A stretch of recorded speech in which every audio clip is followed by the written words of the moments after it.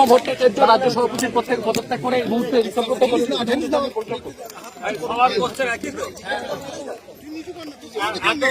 এতদিন মমতা ব্যানার্জি তৃণমূলে হাঁড়িতে মধু ছিল, তো ওখানে বসেছিল।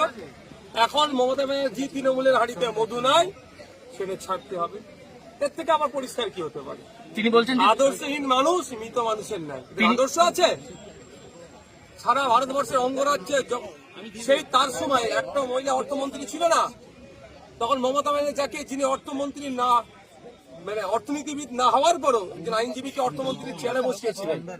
আমি মমতা ব্যানার্জির চরম বিরোধী, তার আমি চরম সমালোচনা করি, কিন্তু তার কাছ থেকে যারা প্রিভিলেজ নিয়ে আজকে এইগুলো তার সাথে আচরণ করছে, তারা আমার নজরে আদর্শচ্যুত, আদর্শহীন। তিনি বলছেন যে তিনি একেবারে যেদিনকে মানে বাজেট পেশ হতো সেই সকাল পর্যন্ত তার কাছে কোনো খবর থাকতো না, তিনি খালি বাজেট পেশ করতেন। এতক্ষণ মনে পড়ছে তার, তখনই ছেড়ে দিতে পারত তো। কিন্তু একাধিক বাজেট পেশ করেছেন, একটা দুটোতে বাজেট পেশ করেননি, তখন ছেড়ে দিতে পারত। ও ক্ষমতা হস্তান্তর হওয়ার পরে মনে পড়ছে কথাগুলো না, তাকে ফাংশনিং করতে দিত না, তিনি নাম কাওয়াস্তে মন্ত্রী ছিলেন, এসবগুলো এখন মনে পড়ছে ফায়দা নেওয়ার জন্য।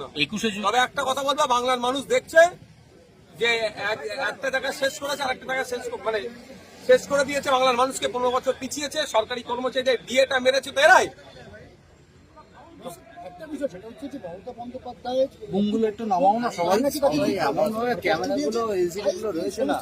দেখুন, একটা সিঙ্গেল যদি তার কথা দিয়ে একটা মন্তব্য দিয়ে আঘাত পেয়ে থাকে, তাহলে দল ছেড়ে চলে যাওয়াটা একটা অনুগত সৈনিকের পরিচয় হয় না।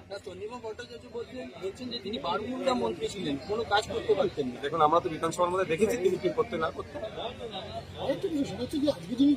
বিধানসভায় পৌঁছেছেন, পদত্যাগ করলেন সকালবেলা, তিনি জানালেন সেটা সংবাদ পেলেন, এবং তারপর দেখা যাচ্ছে যে তিনি যখন ঢুকছেন সন্দীপন সাহারা তাকে একেবারে জানাচ্ছেন। দেখুন, এখন ভালো তৃণমূলে নাম লেখাতে হবে, কারণ তৃণমূলে থেকে যেরকম অন্যায় দুর্নীতি করেছে তার থেকে পরিত্রাণ পাওয়ার এখন সব থেকে উত্তম পন্থা হচ্ছে, প্ল্যাটফর্ম হচ্ছে, বেস্ট প্ল্যাটফর্ম হচ্ছে ভালো তৃণমূল। তথাকথিত ভালো তৃণমূল নাম লেখাচ্ছে। তিনি পা মেলাচ্ছেন।